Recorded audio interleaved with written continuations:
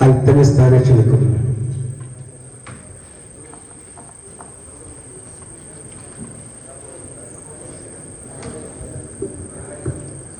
السلام عليكم ورحمة الله وبركاته. أعوذ بالله من الشيطان الرجيم. بسم الله الرحمن الرحيم. الحمد لله رب العالمين والصلاة والسلام على أشرف رسول الله وعلى آله وصحبه أجمعين. أما بعد. ഏറെ ആദരണീയരായ ഉസ്താദുമാരെ, ബഹുമാനിയായ കമ്മിറ്റി അംഗങ്ങളെ, ഇവിടെ ഒരുമിച്ച് കൂടിയിരിക്കുന്ന വിദ്യാർത്ഥികളെ, വളരെ സന്തോഷകരമായ ഒരു നിമിഷത്തിലാണ് നാം ഒരുമിച്ച് കൂടിയിരിക്കുന്നത്. ഏതൊരു സ്ഥാപനത്തിനെ സംബന്ധിച്ചിടത്തോളം വളരെ സന്തോഷം നൽകുന്ന ഒരു നിമിഷമാണ് ആ സ്ഥാപനത്തിന്റെ ആർട്സ് ഫെസ്റ്റ് എന്ന് പറയുന്നത്.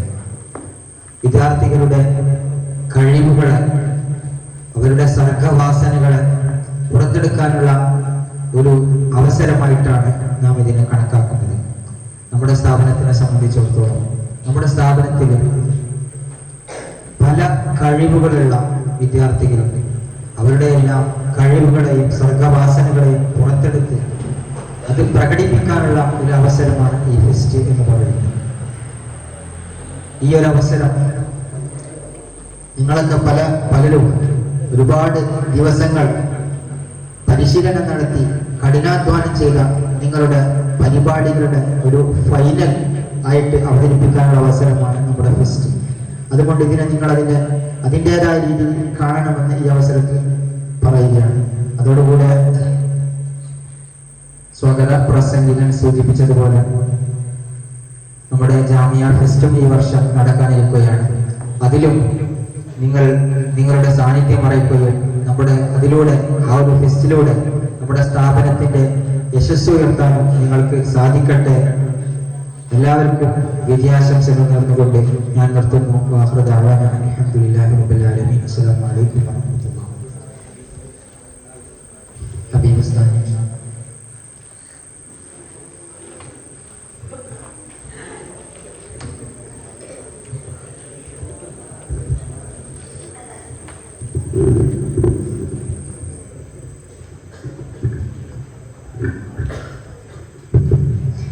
السلام عليكم ورحمة الله.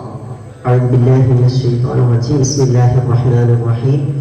إن الحمد لله رب العالمين. اللهم صل على سيدنا محمد وعلى آل سيدنا ومولانا محمد. قال النبي الصفي صلى الله عليه وسلم: أنا أفصح العرب. പ്രിയപ്പെട്ട വേദിയിലുള്ള എൻ്റെ പ്രിയപ്പെട്ട ഉസ്താദുമാർ, കമ്മിറ്റി ഭാരവാഹികൾ, അല്ലാഹു സുബ്ഹാനഹു വ തആല ഈ ഒരു തുടക്കം വളരെ സുന്ദരമായ അനർഘമായ നിമിഷങ്ങൾക്കപ്പുറം ഇനി അങ്ങോട്ട് കലകൾ കൊണ്ട് മാമാങ്കം തീർക്കാൻ നമുക്കാവട്ടെ. അല്ലാഹു തൗഫീഖ് നൽകട്ടെ. ആമീൻ യാ റബ്ബൽ ആലമീൻ. ചരിത്രത്തിൽ കലകൾ എന്നും സാർവത്രികമാണ്. എല്ലാ സമൂഹവും, എല്ലാ മതങ്ങളും, എല്ലാ ഗോത്രങ്ങളും കലകളെ കൂട്ടുപിടിച്ചിട്ടുണ്ട്. ഇസ്ലാമിക ചരിത്രത്തിൽ സംസാരിക്കാൻ കഴിയാത്ത ഒരൊറ്റ പ്രവാചകൻ പോലും ഉണ്ടായിട്ടില്ല. ഇസ്ലാമിക ചരിത്രത്തിൽ സംസാരിക്കാൻ കഴിയാത്ത ഒരൊറ്റ പ്രവാചകൻ പോലും ഉണ്ടായിട്ടില്ല. പ്രവാചകന്മാർ എന്നും, ഞാൻ പ്രവാചകന്മാരെടുത്ത് പറയുന്നത് ഇസ്ലാമിക തത്വം അല്ലെങ്കിൽ ഇസ്ലാമിക തത്വത്തിന്റെ ശരീഅത്തിന്റെ അടിസ്ഥാനം ഈ പ്രവാചകന്മാരിൽ നിന്നാണ് എന്നതുകൊണ്ടാണ്. ഓക്കെ, മനസ്സിലാകുന്നില്ലേ? അപ്പോ പ്രവാചകന്മാർ എന്നും കലകളെ കൂട്ടുപിടിച്ചിട്ടുണ്ട്, സാഹിത്യത്തെ കൂട്ടുപിടിച്ചിട്ടുണ്ട്. എന്റെ അടുത്ത് തെളിവുണ്ട്. എന്താണെന്നറിയോ? ലോക ഗുരു മുഹമ്മദ് നബി സല്ലല്ലാഹു അലൈഹി വസല്ലമ തങ്ങൾ പറഞ്ഞൊരു കാര്യമുണ്ട്. അന അഫ്സഹുൽ അറബ്, അന അഫ്സഹുൽ അറബ്. ഞാനാണ് ഏറ്റവും അറബികളിൽ ഏറ്റവും ഫസീഹായിട്ടുള്ള. ലോകത്ത് പ്രവാചകന്മാരിൽ സയ്യിദുൽ ആലമീനാണല്ലോ. അതുകൊണ്ട് പ്രവാചകന്മാരിലും അല്ലെങ്കിൽ അറബികളിൽ എന്ന് പറഞ്ഞാൽ അന്ന് ലോകത്ത് നിലനിന്നിരുന്ന സാഹിത്യത്തിന്റെ ഉത്തുംഗതയിലുള്ള ആളുകളാണ് അറബികൾ. അത് കഴിഞ്ഞിട്ടേ ഇന്നത്തെ അറബികളും അല്ലെങ്കിൽ ഇന്നത്തെ ബാക്കിയുള്ളവരൊക്കെ ഉള്ളൂ. കാരണം അത് സാഹിത്യത്തിന്റെ കാലമായിരുന്നു, സാഹിത്യത്തിന്റെ ലോകമായിരുന്നു. അതുകൊണ്ട് തന്നെ ആയിരിക്കണമല്ലോ അന്ന് പരിശുദ്ധ ഖുർആൻ ഇറങ്ങിയപ്പോൾ അത് ഏറ്റവും നല്ല ശുദ്ധമായ അറബി ഭാഷയിലായത്. അതുകൊണ്ട് പ്രവാചകന്മാർ ഏറ്റവും ഫസീഹത്തുള്ള ആളുകളാണ്.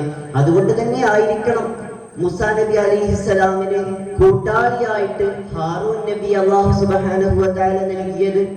ഒന്ന് ചിന്തിച്ചു നോക്കി. അതുകൊണ്ട് കലകളെന്നും സാർവത്രികമാണ്. കലകളെ ആർജിക്കുന്നത് അത് മറ്റൊരു കലയാണ്. അല്ലാഹു സുബ്ഹാനഹു വ തആല ഈ കലകൾ കൊണ്ട് ഭാവിയിൽ നമ്മുടെ മുമ്പിലിരിക്കുന്ന ഇൻഷാ അല്ലാഹ് നമ്മുടെ മുമ്പിലിരിക്കുന്ന പിഞ്ചു മക്കളുടെ കൈകളിലും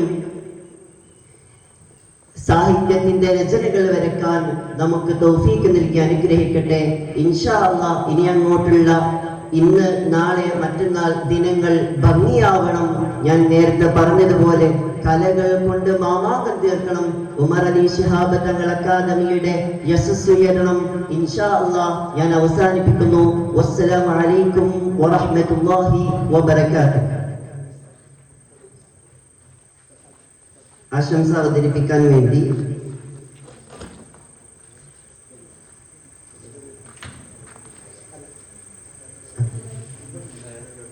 അബ്ദുറഹ്മാൻ പള്ളത്ത് സാറിനെ ക്ഷണിക്കുന്നു.